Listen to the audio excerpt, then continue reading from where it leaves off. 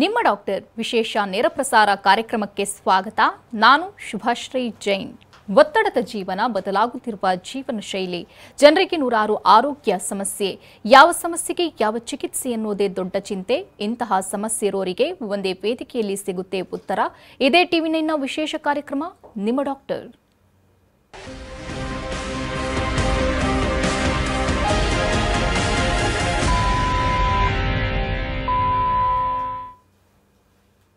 ಮನುಷ್ಯನ ದೇಹವನ್ನ ಜರ್ಜರಿತಗೊಳಿಸೋ ಕಾಯಿಲೆಗಳಲ್ಲಿ ಆರ್ಥ್ರೈಟಿಸ್ ಅಂದ್ರೆ ಸಂಧಿವಾತವು ಒಂದು. ಮೊದಲೆಲ್ಲ ವೃದ್ಧಾಪ್ಯದಲ್ಲಿ ಮೂಳೆಯ ಸವೆತದಿಂದ ನೋವು ಕಾಣಿಸಿಕೊಳ್ತಿತ್ತು. ಮೂಳೆಗಳ ಸವೆತದಿಂದ ಬೆನ್ನು, ಮಂಡಿ ಮತ್ತು ಸೊಂಟ ಭಾಗದಲ್ಲಿ ನೋವು ಕಾಣಿಸಿಕೊಳ್ಳುವುದು ಆರ್ಥ್ರೈಟಿಸ್ ರೋಗದ ಲಕ್ಷಣ. ಆಧುನಿಕ ಜೀವನ ಶೈಲಿ ಮತ್ತು ಕ್ಯಾಲ್ಸಿಯಂ ಕೊರತೆಯಿಂದ ಆರ್ಥ್ರೈಟಿಸ್ ಕಾಣಿಸಿಕೊಳ್ಳುತ್ತೆ. ಆರ್ಥ್ರೈಟಿಸ್ ನೋವುಕಾರಕ ಕಾಯಿಲೆಯೇ ಇರಬಹುದು, ಆದರೆ ಸರಿಯಾದ ಮುನ್ನೆಚ್ಚರಿಕೆ ವಹಿಸಿದ್ರೆ ಈ ಕಾಯಿಲೆಯಿಂದ ದೂರಾಗಬಹುದು. ಅಲ್ಲದೆ ಸಮರ್ಪಕ ಚಿಕಿತ್ಸೆ ಪಡೆಯುವುದರಿಂದ ಈ ನೋವಿನಿಂದ ಮುಕ್ತಿ ಹೊಂದಬಹುದು. ಹಾಗಾದರೆ ಹೋಮಿಯೋ ಕೇರ್ನಲ್ಲಿ ಆರ್ಥ್ರೈಟಿಸ್ಗೆ ಇರುವ ಚಿಕಿತ್ಸೆಗಳು ಏನು? ಎಷ್ಟು ವಿಧವಾದ ಆರ್ಥ್ರೈಟಿಸ್ಗಳಿವೆ? ಈ ಬಗ್ಗೆ ಹೆಚ್ಚಿನ ಮಾಹಿತಿ ನೀಡಿದ್ದಾರೆ ಹೋಮಿಯೋ ಕೇರ್ ಇಂಟರ್ನ್ಯಾಷನಲ್ನ ವೈದ್ಯರಾದ ಉಮರ್. ಡಾಕ್ಟರ್, ಕಾರ್ಯಕ್ರಮಕ್ಕೆ ಸ್ವಾಗತ. ಹಲೋ. ಇನ್ನು ವೀಕ್ಷಕರೇ, ಟಿವಿ ಸ್ಕ್ರೀನ್ನಲ್ಲಿರುವಂತಹ ಸಂಖ್ಯೆಗೆ ಕರೆ ಮಾಡುವ ಮೂಲಕ ತಾವು ಡಾಕ್ಟರ್ ಜೊತೆ ನೇರವಾಗಿ ಮಾತನಾಡಬಹುದು. ಡಾಕ್ಟರ್, ಇವತ್ತು ನಾವು ಆರ್ಥ್ರೈಟಿಸ್ ಬಗ್ಗೆ ಮಾತನಾಡಲಿಕ್ಕಿದ್ದೇವೆ. ಇತ್ತೀಚಿನ ಕಾಲದಲ್ಲಿ ಸ್ವಲ್ಪ ಹೆಚ್ಚಾಗಿ ಕಂಡು ಬರ್ತಾ ಇದೆ ಈ ಆರ್ಥ್ರೈಟಿಸ್ ಕಾಣಿಸಿಕೊಳ್ಳೋದಕ್ಕೆ. ಹಾಗಾದರೆ ಕಾರಣ ಏನು? ನೋಡಿ, ಅಸಾಮಾನ್ಯವಾಗಿ ಆರ್ಥ್ರೈಟಿಸ್ ಬಂದು ಒಂದು ಏಜ್ ರಿಲೇಟೆಡ್ ಡಿಸಾರ್ಡರ್ ಆಗುತ್ತೆ. ವಯಸ್ಸು ಆಗ್ತಾ ನಮ್ಮ ದೇಹದಲ್ಲಿ ಸರ್ಟನ್ ವೇರ್ ಆ್ಯಂಡ್ ಟೇರ್ ಆಗುತ್ತೆ. ಸೊ ವೇರ್ ಆ್ಯಂಡ್ ಟೇರ್ ಆಗ್ತಾ ಈ ಒಂದು ಸಮಸ್ಯೆ ಕಂಡುಬರಬಹುದು. ಈಗ ಹೇಗೆ ನಾವು 20-25 ವರ್ಷದಲ್ಲಿ ನಾವು ಹೇಗಿರ್ತೀರಿ, ನಮ್ಮ ಎನರ್ಜಿ ಲೆವೆಲ್ಸ್ ಹೇಗಿರುತ್ತೆ, ನಮ್ಮ ಸ್ಕಿನ್ ಹೇರ್ ಹೇಗಿರುತ್ತೋ ಅದೇ ಥರ 45-50 ವರ್ಷಕ್ಕೆ ಬಂದಾಗ ಸಾಕಷ್ಟು ಬದಲಾವಣೆ ಆಗ್ತಾ ಹೋಗುತ್ತೆ. ಇದೇ ಥರ ಮೂಳೆ ಮಧ್ಯ ಸರ್ಟನ್ ಸ್ಟ್ರಕ್ಚರ್ಸ್ ಇರುತ್ತೆ. ಇದಕ್ಕೆ ನಾವು ಸೈನೋವೇಲ್ ಫ್ಲೂಯಿಡ್ ಅಂತ ಹೇಳ್ತೀರಿ, ಕಾರ್ಟಿಲೇಜ್ ಅಂತ ಹೇಳ್ತೀರಿ. ಅದರ ಜೊತೆ ಮೂಳೆಯಲ್ಲೂ ಕೂಡ ಸರ್ಟನ್ ಚೇಂಜಸ್ ಆಗ್ತಾ ಹೋಗುತ್ತೆ. ಏಜಿಂಗ್ ಆಗ್ತಾ ಹೋದಾಗ ಒಂದು ಫೀಚರ್ ಆಗ್ತಾ ಹೋಗುತ್ತೆ, ಮೂಳೆ ವೀಕ್ ಆಗ್ತಾ ಹೋಗುತ್ತೆ. ಇದಕ್ಕೆ ನಾವು ಆಸ್ಟಿಯೋಪೊರೋಸಿಸ್ ಅಂತ ನಾವು ಹೇಳ್ತೀರಿ, ಆಸ್ಟಿಯೋಪೀನಿಯಾ ಅಂತ ಹೇಳ್ತೀರಿ. ಸೊ ಈ ಒಂದು ಆಸ್ಟಿಯೋಪೊರೋಟಿಕ್ ಆ್ಯಂಡ್ ಆಸ್ಟಿಯೋಪೀನಿಯಾ ಫೀಚರ್ಸ್ ಲಾಂಗ್ ಟರ್ಮ್ ಆಗಿ ಇಳ್ತಾ ಹೋದಾಗ ಈ ಥರದ ಒಂದು ಸಮಸ್ಯೆ ಕಂಡುಬರ್ತಾ ಹೋಗಬಹುದು. ಒಂದು ಅದರ ಜೊತೆ ನಾವು ನೋಡ್ತೀರಿ ಒಂದು ಸ್ಟ್ರಾಂಗ್ ಫೆಮಿಲಿಯಲ್ ಹಿಸ್ಟ್ರಿ ಇದ್ದಾಗ, ಅಂದರೆ ತಂದೆ ಅಥವಾ ತಾಯಿ ಅಥವಾ ಎರಡು ಪೇರೆಂಟ್ಸ್ಗೂ ಕೂಡ ಯಾವುದಾದ್ರೂ ಪರ್ಟಿಕ್ಯುಲರ್ ಟೈಪ್ ಆಫ್ ಆರ್ಥ್ರೈಟಿಸ್ ಇದ್ದರೆ ಮಕ್ಕಳಿಗೂ ಕೂಡ ಈ ಒಂದು ಸಮಸ್ಯೆ ಬರುವ ಸಾಧ್ಯತೆ ಹೆಚ್ಚಿರಬಹುದು. ಅದರ ಜೊತೆ ಸರ್ಟನ್ ಆಕ್ಯುಪೇಷನ್ಸಲ್ಲಿ ನಾವು ನೋಡ್ತೀರಿ ಒಂದೇ ಕಡೆ ಕೂತಿ ಕೆಲಸ ಮಾಡೋರಿರಬಹುದು, ಲ್ಯಾಕ್ ಆಫ್ ಎಕ್ಸಸೈಸ್ ಇರಬಹುದು, ಯಾವುದೇ ಥರದ ಫಿಸಿಕಲ್ ಆ್ಯಕ್ಟಿವಿಟಿ ಇಲ್ಲದೆ ಇರಬಹುದು. ಇವರಲ್ಲಿ ಅವರ ಬಾಡಿ ವೆಯ್ಟ್ ಹೆಚ್ಚಾಗ್ತಿರೋದ್ರಿಂದ ಈ ಒಂದು ಸಮಸ್ಯೆ ಕಂಡುಬರಬಹುದು. ಸರ್ಟನ್ ಕೇಸಸಲ್ಲಿ ನಾವು ನೋಡ್ತೀರಿ ಹೈ ಪ್ರೋಟೀನ್ ಡಯಟ್ ತಗೊಂಡಾಗ ನಮ್ಮ ದೇಹದಲ್ಲಿ ಒಂದು ಯೂರಿಕ್ ಆ್ಯಸಿಡ್ ಅಂತ ಒಂದು ಸಮಸ್ಯೆ ಹೆಚ್ಚಾಗ್ತಾ ಈ ಒಂದು ಸಮಸ್ಯೆ ಕಂಡುಬರಬಹುದು. ವಿತ್ ದಟ್ ನಮ್ಮ ದೇಹದಲ್ಲಿ ಒಂದು ವೇಳೆ ಆಟೋ ಇಮ್ಯೂನ್ ಫೀಚರ್ಸ್ ಇದ್ದಾಗ ನಮ್ಮ ರೋಗ ನಿರೋಧ ಶಕ್ತಿ ನಮ್ಮ ವಿರುದ್ಧವಾಗಿ ಕೆಲಸ ಮಾಡ್ತಾ ನಮ್ಮ ಹೆಲ್ತಿ ಸೆಲ್ಸ್ನ ಡಿಸ್ಟ್ರಾಯ್ ಮಾಡ್ತಾ ಈ ಒಂದು ಟೈಪ್ ಆಫ್ ಆರ್ಥ್ರೈಟಿಸು ಕೂಡ ಕಂಡುಬರಬಹುದು. ಸರ್ಟನ್ ರೋಡ್ ಟ್ರಾಫಿಕ್ ಆಕ್ಸಿಡೆಂಟ್ಸ್ ಏನಾದರೂ ಆಗಿದ್ದರೆ ಅದು ಕರೆಕ್ಟಾಗಿ ಹೀಲ್ ಆಗಿರಲಿಲ್ಲ ಅಂದ್ರೂ ಕೂಡ ಓವರ್ ಪೀರಿಯಡ್ ಆಫ್ ಟೈಮ್ ಈ ಥರದ ಒಂದು ಆರ್ಥ್ರೈಟಿಸ್ ಸಮಸ್ಯೆ ಕಂಡುಬರಬಹುದು. ಓಕೆ ಡಾಕ್ಟರ್, ಇನ್ನು ಸಾಮಾನ್ಯ ನೋವಿಗೂ ಆರ್ಥ್ರೈಟಿಸ್ನಿಂದ ಕಾಣಿಸಿಕೊಳ್ಳುವಂತಹ ನೋವಿಗೂ ವ್ಯತ್ಯಾಸ ಇರುತ್ತೆ. ಹಾಗಾದರೆ ರೋಗ ಲಕ್ಷಣ ಹೇಗಿರುತ್ತೆ ಆರ್ಥ್ರೈಟಿಸ್ನ? ಇದು ತುಂಬ ಇಂಪಾರ್ಟೆಂಟ್ ಪಾಯಿಂಟ್. ಬಿಕಾಸ್ ಈಗ ಯಾವುದೇ ಒಂದು ನೋವು ಬಂದಿದ ತಕ್ಷಣವೇ ಅದಕ್ಕೆ ನಾವು ಆರ್ಥ್ರೈಟಿಸ್ ಅಂತ ನಾವು ಟರ್ಮ್ ಮಾಡೋದಿಲ್ಲ. ಎಲ್ಲರೂ ಅವರ ಲೈಫ್ ಟೈಮಲ್ಲಿ ಒಂದು ಸತಿ ಯಾವುದಾದ್ರೂ ಒಂದು ನೋವು ಎಕ್ಸ್ಪೀರಿಯನ್ಸ್ ಮಾಡಿರಬಹುದು. ಮಂಡಿ ನೋವು ಇರಬಹುದು, ಹಿಂಬಡಿ ನೋವು ಇರಬಹುದು, ಕುತ್ತಿಗೆ ನೋವು ಇರಬಹುದು. ಸೊ ಈ ನೋವು ಬಂದಿದ ತಕ್ಷಣವೇ ಇದಕ್ಕೆ ನಾವು ಆರ್ಥ್ರೈಟಿಸ್, ಇದಕ್ಕೆ ನಾವು ಗಾಬರಿ ಆಗೋದಂಥದ್ದು ಏನು ಅವಶ್ಯಕತೆ ಇರೋದಿಲ್ಲ. ಸೊ ಈ ನೋವನ್ನು ಜನರಲಿ ನಾವು 2 ವಿಧದಲ್ಲಿ ನಾವು ಕ್ಲಾಸಿಫೈ ಮಾಡ್ತೀರಿ. ಒಂದು ಮೆಕ್ಯಾನಿಕಲ್ ಪೇಯ್ನ್ ಅಂತ ಹೇಳ್ತೀರಿ, ಇನ್ನೊಂದೊಂದು ಕ್ರಾನಿಕ್ ಪೇಯ್ನ್ ಅಂತ ಹೇಳ್ತೀರಿ. ಮೆಕ್ಯಾನಿಕಲ್ ಪೇಯ್ನ್ ಅಂತ ನಾವು ಹೇಳಿದಾಗ ಈಗ ನಮ್ಮ ದಿನನಿತ್ಯ ಏನೊಂದು ಚಟುವಟಿಕೆ ಇರುತ್ತೋ ಅದಕ್ಕಿಂತ ಹೆಚ್ಚಾಗಿ ನಾವು ತುಂಬ ಜಾಸ್ತಿ ಎಕ್ಸರ್ಷನ್ ಮಾಡಿದಾಗ, ಕೆಲಸ ಜಾಸ್ತಿ ಆದಾಗ ಮಸ್ಕ್ಯುಲರ್ ಪೇಯ್ನ್ ಕಂಡುಬರಬಹುದು, ಸ್ಪ್ರೇನ್ ಆಗಬಹುದು. ಇದಕ್ಕೆ ನಾವು ಮೆಕ್ಯಾನಿಕಲ್ ಪೇಯ್ನ್ ಅಂತ ಹೇಳ್ತೀರಿ. ಈ ಒಂದು mechanical pain generally self limiting ಇರುತ್ತೆ. ಸೆಲ್ಫ್ ಲಿಮಿಟಿಂಗ್ ಅಂತ ಹೇಳಿದ್ರೆ ಇದಕ್ಕೆ ನಾವು ಯಾವುದೇ ಥರದ ಒಂದು ಚಿಕಿತ್ಸೆ ತಗೊಳ್ಳಿಲ್ಲ ಅಂದ್ರೂ ಕೂಡ ಇದು 1 ವಾರ ಅಥವಾ 2 ವಾರ ಸಮಯದಲ್ಲೇ ಈ ನೋವು ಹಾಗೆ ಕಡಿಮೆ ಆಗಬಹುದು.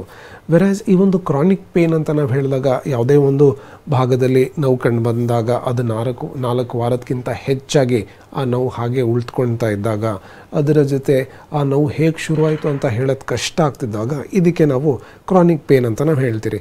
ಸೊ ಈ ಕ್ರಾನಿಕ್ ಪೇನಲ್ಲಿ ಒಂದು ವಿಧ ಈ ಒಂದು ಆರ್ಥ್ರೈಟಿಸ್ ಇರಬಹುದು. ಸೊ ಈ ಆರ್ಥ್ರೈಟಿಸಲ್ಲಿ ನಾವು ನೋಡ್ತೀರಿ ವೇರ್ ಪೇನ್ ಸಿವಿಯರ್ ಆಗಿ ನಾವು ನೋಡ್ತಾ ಹೋಗ್ತೀರಿ, ವೇರ್ ಎಕ್ಸರ್ಷನ್ ಮಾಡಿದಾಗ, ಓಡಾಡ್ತಿರುವಾಗ, ನಿಂತ್ಕೊಂಡಾಗ ನೋವು ಕಂಡು ಬರಬಹುದು, ಮಲ್ಕೊಂಡಾಗ ನೋವು ಕಡಿಮೆ ಆಗುತ್ತೆ, ಮತ್ತು ನೋವು ಹಂಗೆ ಹೆಚ್ಚಾಗ್ತಾ ಹೋಗುತ್ತೆ. ಸೊ ಸಿವಿಯರ್ ಕೇಸಸಲ್ಲಿ ನಾವು ನೋಡ್ತೀರಿ ವೇರ್ ಕೂತ್ಕೊಂಡಿದ್ದರಾಗಲೂ ಕೂಡ ನೋವು ಕಂಡು ಬರ್ತಾ ಹೋಗುತ್ತೆ, ಮಲಗಿದ್ರೂ ಕೂಡ ನೋವು ಕಂಡು ಬರ್ತಾ ಹೋಗುತ್ತೆ. ಸೊ ಅದರ ಜೊತೆ ಎಫೆಕ್ಟೆಡ್ ಜಾಯಿಂಟ್ ಸ್ಪೇಸಲ್ಲಿ ಸಾಕಷ್ಟು ಊತ ಕಂಡು ಬರೋದು, ಸಾಕಷ್ಟು ಸ್ಟಿಫ್ನೆಸ್ ಹೆಚ್ಚಾಗ್ತಾ ಹೋಗೋದು. ಸೊ ಸ್ಟಿಫ್ನೆಸ್ ಹೆಚ್ಚಾಗ್ತಾ ಹೋದಾಗ ಈಗ ನಾವು ಏನು ಆರಾಮಾಗಿ ನಾವು ಮೂವ್ಮೆಂಟ್ ಮಾಡ್ತಿರ್ತೀರೋ ಆ ಮೂವ್ಮೆಂಟ್ ಮಾಡೋದು ಕಷ್ಟ ಆಗಬಹುದು. ಈಗ ಫಾರ್ ಎಕ್ಸಾಂಪಲ್ ನಮ್ಮ ದಿನನಿತ್ಯ ಏನೋ ಒಂದು ಆ್ಯಕ್ಟಿವಿಟೀಸ್ ಇರುತ್ತೋ, ನಡೆಯೋದಿರಬಹುದು, ಕೆಳಗಡೆ ಕೂರೋದಿರಬಹುದು, ಬಗ್ಗೋದಿರಬಹುದು, ಮೆಟ್ಲು ಹತ್ತೋದಿರಬಹುದು, ಇಳಿಯೋದಿರಬಹುದು. ಸೊ ಈ ಸ್ಟಿಫ್ನೆಸ್ ಆಗ್ತಾ ಹೋದಾಗ ಎಫೆಕ್ಟೆಡ್ ಜಾಯಿಂಟ್ ಸ್ಪೇಸಸಲ್ಲಿ ಈ ಮೂವ್ಮೆಂಟ್ಸ್ ಎಲ್ಲ ರೆಸ್ಟ್ರಿಕ್ಟ್ ಆಗ್ತಾ ಹೋಗುತ್ತೆ, ಕಷ್ಟ ಆಗ್ತಾ ಹೋಗಬಹುದು. ವಿತ್ ದಟ್ ನಾವು ನೋಡ್ತೀರಿ ವೇರ್ ಸರ್ಟನ್ ಟೈಪ್ ಆಫ್ ಆರ್ಥ್ರೈಟಿಸಲ್ಲಿ ಮಾರ್ನಿಂಗ್ ಆಗ್ರವೇಷನ್ನ ನಾವು ನೋಡಬಹುದು.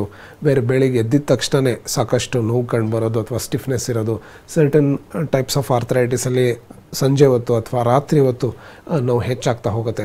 ಸೊ ಈ ಥರ ಈಚ್ ಡಿಫ್ರೆಂಟ್ ಆರ್ಥ್ರೈಟಿಸಲ್ಲಿ ವಿಭಿನ್ನವಾಗಿ ಈ ಥರದ ಒಂದು ಸಿಂಪ್ಟಮ್ಸ್ನ ನಾವು ನೋಡಬಹುದು. Okay doctor, types of arthritis ಸುಮಾರಿದ್ದಾವೆ, ಯಾವುವು ಅವುಗಳು? ಜೊತೆಗೆ ತುಂಬಾ ಡೇಂಜರಸ್ ಆರ್ಥ್ರೈಟಿಸ್ ಯಾವುದು? ಆರ್ಥ್ರೈಟಿಸಲ್ಲಿ ಸಾಕಷ್ಟು ವಿಧಗಳನ್ನ ನಾವು ನೋಡ್ತೀರಿ. ವೇರ್ ಅದನ್ನು ನಾವು ಕ್ಲಿನಿಕಲಿ ಎನ್ಕೌಂಟರ್ ಮಾಡುವಂಥ ಆರ್ಥ್ರೈಟಿಸ್ ಒಂದು 8 to 10 ಡಿಫರೆಂಟ್ ಆರ್ಥ್ರೈಟಿಸ್ ನಾವು ಸಾಮಾನ್ಯವಾಗಿ ನಾವು ನೋಡ್ತೀರಿ. ವೇರ್ ಅದರಲ್ಲಿ ಪ್ರಮುಖವಾಗಿ ನಾವು ನೋಡುವಂಥದ್ದು ಆಸ್ಟಿಯೋ ಆರ್ಥ್ರೈಟಿಸ್ ಇರಬಹುದು, ರುಮೆಟೆಡ್ ಆರ್ಥ್ರೈಟಿಸ್ ಇರಬಹುದು, ಸೆಪ್ಟಿಕ್ ಆರ್ಥ್ರೈಟಿಸ್ ಇರಬಹುದು, ಗೌಟ್, ಸೋರಿಯಾಟಿಕ್ ಆರ್ಥ್ರೈಟಿಸ್, ಈ ಥರ ಹಲವಾರು ಆರ್ಥ್ರೈಟಿಸ್ ಇದೆ. ಸೊ ಇವೆಲ್ಲ ಆರ್ಥ್ರೈಟಿಸಲ್ಲಿ ನಾವು ನೋಡಿದಾಗ ವೇರ್ ಈ ಒಂದು ರುಮೆಟೆಡ್ ಆರ್ಥ್ರೈಟಿಸ್ ಏನಿದೆಯೋ ಇದು ನಾವು ನೋಡ್ತೀರಿ ವೇರ್ ಇದು ಒಂದು ಎಕ್ಸ್ಟ್ರಾ ಆರ್ಟಿಕ್ಯುಲರ್ ಡಿಸೀಸ್ ಅಂತ ಹೇಳ್ತೀರಿ. ಅಂದರೆ ಈ ಒಂದು ಸಮಸ್ಯೆ ಕಂಡು ಬಂದಾಗ, ಅದು ಎಫೆಕ್ಟ್ ಆದಾಗ ಮೂಳೆಗೆ ಎಫೆಕ್ಟ್ ಆಗ್ತಾ ದೇಹದ ಎಲ್ಲ ಬೇರೆ ಟಿಶ್ಯೂಸ್ ಆ್ಯಂಡ್ ಆರ್ಗನ್ಸ್ಗೂ ಕೂಡ ಎಫೆಕ್ಟ್ ಆಗಬಹುದು. ಸೊ ಇದರಲ್ಲಿ ಸಾಕಷ್ಟು ಕಾಂಪ್ಲಿಕೇಶನ್ಸ್ ಕಂಡು ಬರಬಹುದು ಇದನ್ನು ನಾವು ಕರೆಕ್ಟಾಗಿ ನೋಡ್ಕೊಳ್ಳಿಲ್ಲ ಅಂದರೆ. ಸೊ ಈ ಒಂದು ನಿಟ್ಟಿನಲ್ಲಿ ನಾವು ನೋಡ್ತೀರಿ ಬೇರೆ ಈ ಒಂದು ರುಮೆಟೆಡ್ ಆರ್ಥ್ರೈಟಿಸ್ ನೆಗ್ಲೆಕ್ಟ್ ಮಾಡಿದ್ರೆ ಸಾಕಷ್ಟು ತೊಂದರೆ ಕೊಡಬಹುದು. ಓಕೆ ಡಾಕ್ಟರ್, ಒಬ್ರು ಕಾಲರ್ ಇದ್ದಾರೆ, ಸಂತೋಷ್ ಅಂತ ಬೀದರಿಂದ ಕರೆ ಮಾಡಿದ್ದಾರೆ. ನಮಸ್ತೆ ಸಂತೋಷ್ ಅವರೇ. ನಮಸ್ತೆ ಮೇಡಮ್. ಡಾಕ್ಟರ್ ಇದ್ದಾರೆ, ಮಾತನಾಡಿ. Hello madam. Hello hello sir, ನಮಸ್ಕಾರ ಸರ್. ನಮಸ್ತೆಪ್ಪ ಸರ್, ನಂದು ಒಂದು ಇಮ್ಮಡಿ ನೋವಿದೆ ಸರ್. ಓಕೆ. ನಾ ಗಿಡದ ಹತ್ತರ ಮೇಲಿಂದ ಬಿದ್ದೆ ಸರ್ ನಾನು. ಓಕೆ. ಬಿದ್ದ ಮೇಲೆ ಫ್ರಾಕ್ಚರ್ ಆಗಿತ್ತು ಸ್ವಲ್ಪ. ಸರಿ. ಆ ಫ್ರಾಕ್ಚರ್ ಆಗಿದೆ, ಕಡಿಮೆ ಆಗಿದೆ. ಓಕೆ. ಆಮೇಲೆ ಅಂದ್ರೆ ನಂಗೆ ಇದು ನರಗಳ ಪ್ರಾಬ್ಲಮ್ ಇದೆ ಮೇಡಮ್ ಸರ್. ಓಕೆ. ಅದ್ರ ಕಡೆಯಿಂದ ನಡಕ್ಕೆ ಮತ್ತೆ ಒಂದು ಹಾಫ್ ಆನ್ ಅವರ್ ನಿಂತಿರ್ತೀನಿ. ಆಮೇಲೆ ನಿಂದಿರ್ತಾರೆ ಅಂದ್ರೆ ಪೇನ್ ಆಗುತ್ತೆ. ಓಕೆ. ಬರೀ ಹಿಮ್ಡಿಯಲ್ಲಿ ಮಾತ್ರ ನೋವು ಬರುತ್ತಾ ಅಥವಾ ಕಾಲು ಪೂರ್ತಿ ನೋವು ಬರುತ್ತಾ ತಮಗೆ? ಇಲ್ಲ, ಹಿಮ್ಡಿಯಲ್ಲಿ.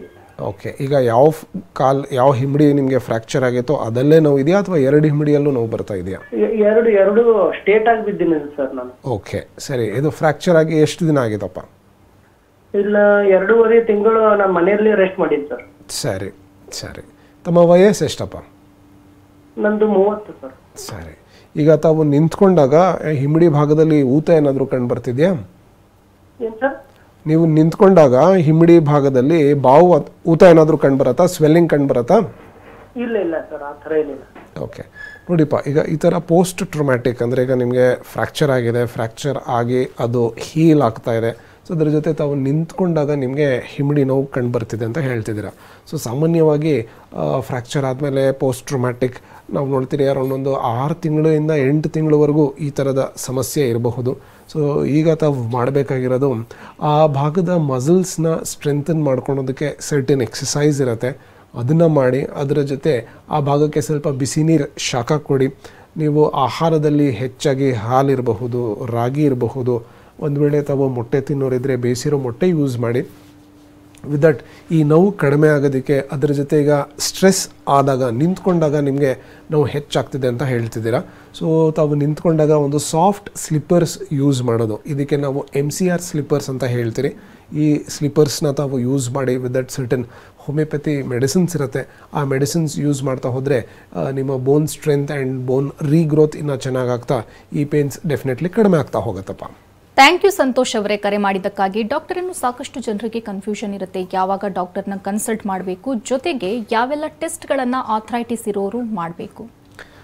ನೋಡಿ, ನಮ್ಮ ದೇಹದಲ್ಲಿ ಯಾವುದೇ ಒಂದು ಇಂಬ್ಯಾಲೆನ್ಸ್ ಆದಾಗ ಅದು ಕೂಡ ಈಗ ಸ್ಪೆಸಿಫಿಕ್ಲಿ ಈ ಒಂದು ಜಾಯಿಂಟ್ ಪೇನ್ಸ್ 4 ವೀಕ್ಸ್ ಮೇಲೆ 4 ವಾರದ ಮೇಲೆ ನೋವು ಉಳಿದುಕೊಳ್ತಾ ಇದ್ದಾಗ ಅದರ ಜೊತೆ ಈ ನೋವು ಹೇಗೆ ಶುರು ಆಯಿತು ಅಂತ ಹೇಳೋದಕ್ಕೆ ನಮಗೆ ಕಾರಣ ಗೊತ್ತಾಗ್ತಿಲ್ದಿರುವಾಗ ಡೆಫಿನೆಟ್ಲಿ ಇದನ್ನು ನಾವು ನೆಗ್ಲೆಕ್ಟ್ ಮಾಡೋಕ್ಕೆ ಹೋಗಬಾರ್ದು.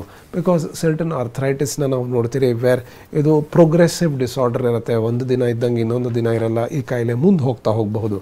ಸಾಮಾನ್ಯವಾಗಿ ನಾವು ನೋಡ್ತೀರಿ ವೇರ್ ಮಂಡಿ ನೋವು ಸ್ಟಾರ್ಟ್ ಆದಾಗ ಯಾವುದೇ ಒಂದು ಕಾರಣ ಇಲ್ಲದೆ ಅದಾಗದೆ ನೋವು ಸ್ಟಾರ್ಟ್ ಆಗ್ತಾ ಹೋಗುತ್ತೆ, ಆ ನೋವು ಹಾಗೆ ಹೆಚ್ಚಾಗ್ತಾ ಹೋಗಬಹುದು. ಸೊ 4 ವಾರದ ಮೇಲೆ ಯಾವುದೇ ಒಂದು ಜಾಯಿಂಟ್ ಸ್ಪೇಸಲ್ಲಿ ನೋವು ಕಂಡು ಬರ್ತಿದ್ರೆ that is the first sign. ಅದರ ಜೊತೆ ನಾವು ನೋಡ್ತೀರಿ ವೇರ್ ಮಂಡಿ ಅಥವಾ ಕೈಕಾಲಲ್ಲಿ ಊತ ಕಂಡು ಬರೋದು, ಅಥವಾ ನಾವು ನಡಿ ಓಡಾಡ್ತಿರುವಾಗ ಒಂಥರದ ಮಂಡಿಯಲ್ಲಿ ಶಬ್ದ ಕಂಡು ಬರ್ತಾ ಹೋದಾಗ ಕ್ರೆಪಿಟಸ್ ಅಂತ ನಾವು ಹೇಳ್ತೀರಿ, ಒಂದು ಕ್ಲಿಕ್ ಸೌಂಡ್, ಇದು ಕೂಡ ತುಂಬ ಫ್ರೀಕ್ವೆಂಟಾಗಿ ಬರ್ತಿದ್ರೆ ಇದು ಕೂಡ ಒಂದು ಸೈನ್ ಆಗುತ್ತೆ. ಇದರ ಜೊತೆಗೆ ನಾವು ನೋಡ್ತೀರಿ ವೇರ್ ಸರ್ಟನ್ ಆರ್ಥ್ರೈಟಿಸ್ಗೆ ಸರ್ಟನ್ ಪರ್ಟಿಕ್ಯುಲರ್ ಟೆಸ್ಟ್ಸ್ನ ನಾವು ಮಾಡಿಸ್ತೀರಿ. ಸೊ ಡಾಕ್ಟ್ರನ್ನ ಕನ್ಸಲ್ಟ್ ಮಾಡೋದು ತುಂಬ ಇಂಪಾರ್ಟೆಂಟ್. ನೀವು ಡಾಕ್ಟ್ರನ್ನ ಕನ್ಸಲ್ಟ್ ಮಾಡಿದಾಗ ಎಕ್ಸ್ರೇ ಇರಬಹುದು ಅಥವಾ ಒಂದು ಬ್ಲಡ್ ಟೆಸ್ಟ್ ಮುಖಾಂತರ ಈ ಒಂದು ಕಾಯಿಲೆನ ನಾವು ಡಯಾಗ್ನೋಸ್ ಮಾಡಬಹುದು. ಓಕೆ ಡಾಕ್ಟರ್, ಒಬ್ರು ಕಾಲರ್ ಇದ್ದಾರೆ, ಪ್ರೇಮಶ್ರೀ ಅಂತ ಬೆಂಗಳೂರಿನಿಂದ ಕರೆ ಮಾಡಿದ್ದಾರೆ. ನಮಸ್ತೆ ಪ್ರೇಮಶ್ರೀ ಅವರೇ. ಹಲೋ ಡಾಕ್ಟರ್ ಇದ್ದಾರೆ, ಮಾತನಾಡಿ. Hello doctor. ಹಲೋ.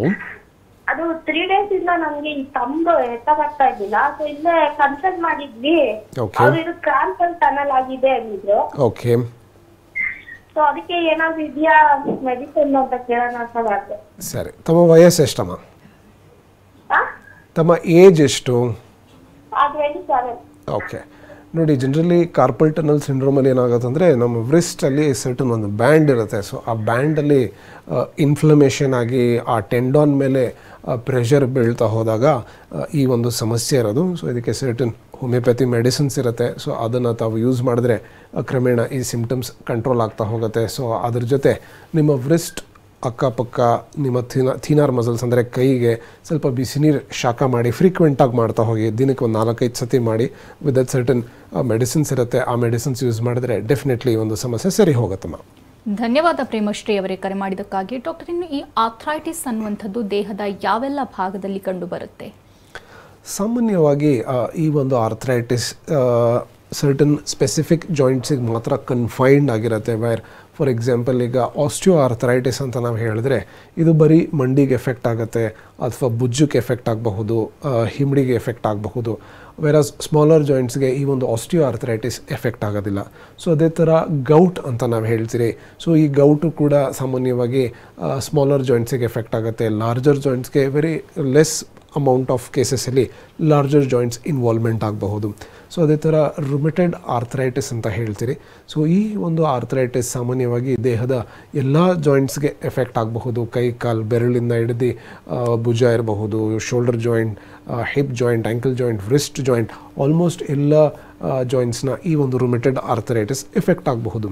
ಸೊ ಈ ಒಂದು ಕಾಯಿಲೆ ರುಮೆಟೆಡ್ ಆರ್ಥ್ರೈಟಿಸ್ನ ನಾವು ನೋಡ್ತೀರಿ ವೇರ್ ಇದೊಂದು ಎಕ್ಸ್ಟ್ರಾ ಆರ್ಟಿಕ್ಯುಲರ್ ಡಿಸೀಸ್ ಇರೋದ್ರಿಂದ ಅದು ಕಣ್ಣಿಗೆ ಎಫೆಕ್ಟ್ ಆಗಬಹುದು, ಹೃದಯಕ್ಕೆ ಎಫೆಕ್ಟ್ ಆಗಬಹುದು, ಲಂಗ್ಸಿಗೆ ಎಫೆಕ್ಟ್ ಆಗಬಹುದು. ಸೊ ಈ ಥರ ಡಿಫ್ರೆಂಟ್ ಟಿಶ್ಯೂಸ್ ಆ್ಯಂಡ್ ಆರ್ಗನ್ಸ್ಗೆ ಈ ಒಂದು ರುಮೆಟೆಡ್ ಆರ್ಥ್ರೈಟಿಸ್ ಸ್ಪೆಸಿಫಿಕಲಿ ಎಫೆಕ್ಟ್ ಆಗ್ತಾ ಹೋಗುತ್ತೆ.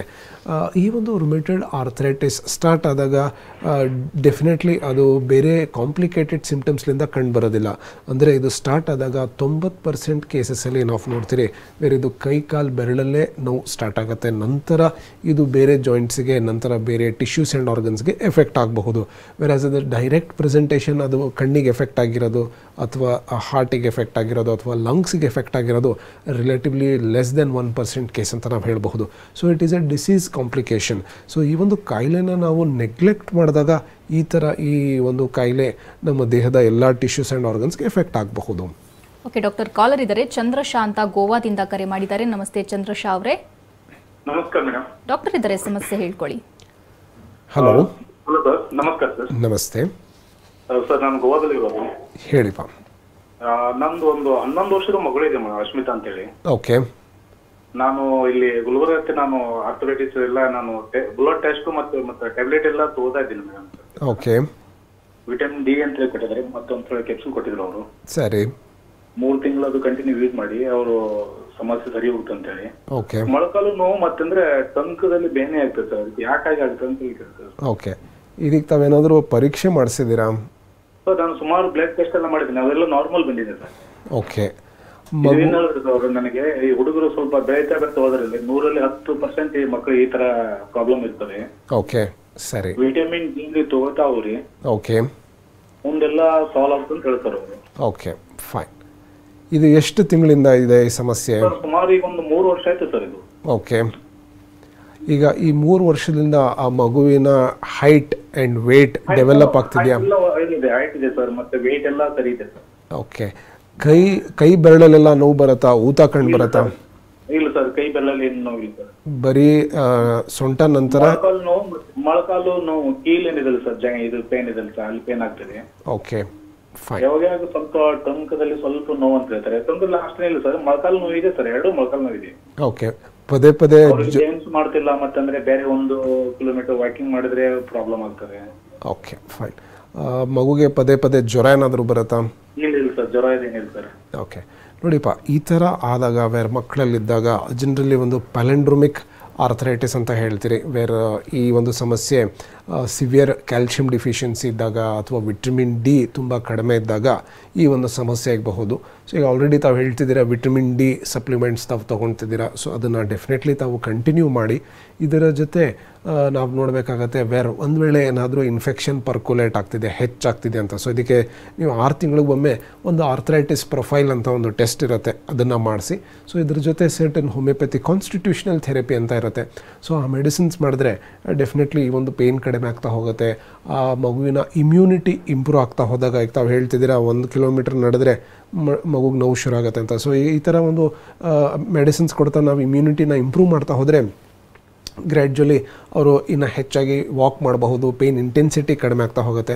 So constitutional therapy definitely help ಆಗುತ್ತಪ್ಪ. ಥ್ಯಾಂಕ್ ಯು ಚಂದ್ರ ಶಾ ಅವರೇ, ಕರೆ ಮಾಡಿದ್ದಕ್ಕಾಗಿ. ನಿಮ್ಮ ಡಾಕ್ಟರ್ ಮುಂದುವರಿಯುತ್ತೆ ಸ್ಮಾಲ್ ಬ್ರೇಕ್ನ ನಂತರ. ನಿಮ್ಮ ಡಾಕ್ಟರ್ ಕಾರ್ಯಕ್ರಮಕ್ಕೆ ಮತ್ತೆ ಸ್ವಾಗತ. ಡಾಕ್ಟರ್, ಇನ್ನು ನಾವು ಆರ್ಥರೈಟಿಸ್ ಬಗ್ಗೆ ಮಾತನಾಡ್ತಾ ಇದ್ವಿ. ಟ್ರೀಟ್ಮೆಂಟ್ ಪ್ರೊಸೀಜರ್ ಹೋಮಿಯೋಕೇರ್ ಇಂಟರ್ನ್ಯಾಷನಲ್ನಲ್ಲಿ ಹೇಗಿರುತ್ತೆ? ನೋಡಿ, ಈ ಒಂದು ಆರ್ಥರೈಟಿಸ್ನ ನಾವು ಡಯಾಗ್ನೋಸ್ ಮಾಡಿದಾಗ ಟ್ರೀಟ್ಮೆಂಟ್ ಮಾಡೋಕ್ಕೆ ಮುಂಚೆ ಇದನ್ನು ನಾವು 3 ಸ್ಟೇಜಸ್ಸಲ್ಲಿ ಕ್ಲಾಸಿಫೈ ಮಾಡ್ತೀರಿ. First stage, second stage and third stage ಅಂತ. ಸೊ ಇದ್ರ ಮೇಲೆ ನಾವು ಟ್ರೀಟ್ಮೆಂಟ್ನ ಇನ್ಫ್ಯೂಸ್ ಮಾಡ್ತಾ ಹೋಗ್ತೀರಿ. ಬೇಸಿಕ್ಲಿ ಈ ಒಂದು ಆರ್ಥರೈಟಿಸ್ನ ನಾವು ಟ್ರೀಟ್ ಮಾಡೋದಕ್ಕೆ ಯಾವುದೇ ಥರದ ಒಂದು ಪೇನ್ ಕಿಲ್ಲರ್ಸ್ನ ನಾವು ಯೂಸ್ ಮಾಡೋದಿಲ್ಲ. ಸೊ ನೋವು ಏನಕ್ಕೆ ಬರ್ತಾ ಇದೆ ಆ ಒಂದು ಕಾರಣಕ್ಕೆ ಐಡೆಂಟಿಫೈ ಮಾಡಿ ಅದನ್ನು ನಾವು ಟ್ರೀಟ್ ಮಾಡ್ತಾ ಹೋಗ್ತೀರಿ. ಸೊ ಒಂದು ಹೋಲಿಸ್ಟಿಕ್ ಅಪ್ರೋಚಲ್ಲಿ ಈ ಒಂದು ಕಾಯಿಲೆನ ನಾವು ಟ್ರೀಟ್ ಮಾಡ್ತೀರಿ. ಫಾರ್ ಎಕ್ಸಾಂಪಲ್, ಈಗ 10 ಜನ ಆರ್ಥರೈಟಿಸ್ ಪೇಷಂಟ್ಸ್ ಇದ್ದರೆ 10 ಜನಕ್ಕೂ ಔಷಧಿ ಬೇರೆ ಇರುತ್ತೆ, ಒಂದೇ ಥರ ಇರೋದಿಲ್ಲ. ಒಬ್ಬರಲ್ಲಿ ಫ್ಯಾಮಿಲಿ ಹಿಸ್ಟ್ರಿಯಿಂದ ಈ ಒಂದು ಸಮಸ್ಯೆ ಕಂಡುಬರ್ತಿರಬಹುದು, ಒಬ್ಬರಲ್ಲಿ ಅವರ ಏಜ್ ರಿಲೇಟೆಡ್ ಇಶ್ಯೂಸ್ ಇರಬಹುದು, ಒಬ್ಬರಲ್ಲಿ ಅವ್ರ ಬಾಡಿ ವೆಯ್ಟ್ ಹೆಚ್ಚಾಗಿರೋದ್ರಿಂದ ಇರಬಹುದು. ಸೊ ಈ ಥರ ವಿಭಿನ್ನ ಕಾಸಸ್ಲಿಂದ ಈ ಒಂದು ಸಮಸ್ಯೆ ಕಂಡುಬರ್ತಿರಬಹುದು. ಸೊ ಯಾವ ಕಾಸ್ಲಿಂದ ಬರ್ತಾ ಇದೆ ಅದನ್ನು ಐಡೆಂಟಿಫೈ ಮಾಡ್ತಾ ಅವರ ಲೈಫ್ ಸ್ಟೈಲ್ ಹೇಗಿದೆ, ಅವರ ಫಿಸಿಕಲ್ ಅಟ್ರಿಬ್ಯೂಟ್ಸ್ ಹೇಗಿದೆ, ಅವರ ಮೆಂಟಲ್ ಅಟ್ರಿಬ್ಯೂಟ್ಸ್ ಹೇಗಿದೆ, ಅವರ ಬೋನ್ ಹೆಲ್ತ್ ಹೇಗಿದೆ, ಇದನ್ನು ನಾವು ನೋಡ್ತಾ ಸರ್ಟನ್ ಮೆಡಿಸಿನ್ಸ್ನ ನಾವು ಕೊಡ್ತೀರಿ. ಫಸ್ಟ್ ಸ್ಟೇಜಲ್ಲಿದ್ದಾಗ ಯಂಗರ್ ಏಜ್ ಗ್ರೂಪ್ ಪೇಷಂಟ್ಸ್ ಇದ್ದರೆ ನಾವು ಮೆಡಿಸಿನ್ಸ್ ಇಲ್ಲದೆ ಬರೀ ಡಯಟ್ ಆ್ಯಂಡ್ ಎಕ್ಸಸೈಸಲ್ಲಿ ಇದನ್ನು ಸರಿ ಮಾಡೋದಕ್ಕೆ ನಾವು ಪ್ರಯತ್ನ ಮಾಡ್ತೀರಿ. ಸೊ ಒಂದು ವೇಳೆ ಅದು ಸರಿ ಆಗ್ತಾ ಇಲ್ಲ, ಫ್ಲಕ್ಚುಯೇಟ್ ಆಗ್ತಾ ಇದ್ದರೆ ಆಗ ಸರ್ಟನ್ ಮೆಡಿಸಿನ್ಸ್ನ ನಾವು ಕೊಡ್ತೀರಿ. ಸೆಕೆಂಡ್ ಸ್ಟೇಜಲ್ಲಿದ್ದಾಗ ಆಲ್ರೆಡಿ ಆರ್ಥರೈಟಿಸ್ ಒಂದು ಫುಲ್ ಬ್ಲೋನ್ ಅಪ್ ಪಿಕ್ಚರಲ್ಲಿ ಕಂಡುಬರ್ತಿರಬಹುದು, ಇದರ ಜೊತೆ minimal to moderate degree deformity ಆಗಿರುತ್ತೆ, ಕಾಂಪ್ಲಿಕೇಶನ್ಸ್ ಸಿವಿಯರ್ ಡಿಗ್ರಿ ಕಾಂಪ್ಲಿಕೇಶನ್ಸ್ ಇರೋದಿಲ್ಲ. ಸೊ ಇದನ್ನು ಫಸ್ಟ್ ಆ್ಯಂಡ್ ಸೆಕೆಂಡ್ ಸ್ಟೇಜಸಲ್ಲಿ ನಾವು ಈ ಒಂದು ಕಾನ್ಸ್ಟಿಟ್ಯೂಷನಲ್ ಥೆರಪಿ ಕೊಡ್ತಾ ಈ ಒಂದು ಕಾಯಿಲೆನ ನಾವು ಟ್ರೀಟ್ ಮಾಡ್ತಾ ಹೋಗ್ತೀರಿ. ಥರ್ಡ್ ಸ್ಟೇಜಲ್ಲಿದ್ದಾಗ ಸಿವಿಯರ್ ಡಿಗ್ರಿ ಕಾಂಪ್ಲಿಕೇಶನ್ಸ್ ಇರಬಹುದು, ಮೇಜರ್ ಆರ್ಗನ್ಸ್ ಇನ್ವಾಲ್ವ್ಮೆಂಟ್ ಆಗಿರುತ್ತೆ, ಸಿವಿಯರ್ ಡಿಗ್ರಿ ಡಿಫಾರ್ಮಿಟಿ ಇರುತ್ತೆ. ಸೊ ಈ ಸ್ಟೇಜಲ್ಲಿ ನಾವು ಸರ್ಟನ್ ಪ್ಯಾಲಿಯೇಟಿವ್ ಟೈಪ್ ಆಫ್ ಟ್ರೀಟ್ಮೆಂಟ್ನ ನಾವು ಕೊಡ್ತೀರಿ. ಈ ಒಂದು ಕಾಯಿಲೆನ ನಾವು ಸಂಪೂರ್ಣವಾಗಿ ಗುಣ ಮಾಡೋದು ಕಷ್ಟ ಆಗಬಹುದು, ಬಟ್ ಅದನ್ನು ನಾವು ಮ್ಯಾನೇಜ್ ಮಾಡ್ತಾ ಹೋಗ್ತೀರಿ. ಸೊ ಈ ಥರ ಯಾವ ಸ್ಟೇಜಲ್ಲಿದೆ, ಅದರ ಜೊತೆ ಪೇಷಂಟ್ ಏಜ್ ಏನಿದೆ, ಅವ್ರಿಗೆ ಯಾವ ಥರ ಒಂದು ಸಮಸ್ಯೆ ಕಾಡ್ತಾ ಇದೆ ಅದನ್ನು ನಾವು ನೋಡ್ತಾ ಈ ಒಂದು ಕಾನ್ಸ್ಟಿಟ್ಯೂಷನಲ್ ಥೆರಪಿ ಮುಖಾಂತರ ಈ ಒಂದು ಆರ್ಥರೈಟಿಸ್ಗೆ ನಾವು ಟ್ರೀಟ್ ಮಾಡ್ತೀರಿ. Thank you doctor. ಆರ್ಥರೈಟಿಸ್ ಬಗ್ಗೆ ಸಾಕಷ್ಟು ಮಾಹಿತಿ ವಿಚಾರಗಳನ್ನು ಹಂಚ್ಕೊಂಡ್ರಿ. ಮೈ ಪ್ಲೇಷರ್. ಇನ್ನು ವೀಕ್ಷಕರೇ, ಡಾಕ್ಟರನ್ನ ನೇರವಾಗಿ ಭೇಟಿಯಾಗಬೇಕು ಅಂದರೆ ಅಡ್ರೆಸ್ ಪ್ಲೇಟ್ ನಿಂತಿದೆ. Homeocare international private limited Bengaluru ಶಾಖೆಗಳು ಜಯನಗರ, ಮಲ್ಲೇಶ್ವರಂ, ಇಂದಿರಾನಗರ, ಎಚ್ಎಸ್ಆರ್ ಲೇಔಟ್. ಇತರೆ ಶಾಖೆಗಳು ದಾವಣಗೆರೆ, ಬೆಳಗಾವಿ, ಹುಬ್ಬಳ್ಳಿ, ಶಿವಮೊಗ್ಗ, ತುಮಕೂರು, ವಿಜಯಪುರ, ಬೀದರ್, ಹಾಸನ, ಮೈಸೂರು, ಮಂಗಳೂರು, ಕಲಬುರಗಿ, ಬಳ್ಳಾರಿ. ದೂರವಾಣಿ ಸಂಖ್ಯೆ 9550001133.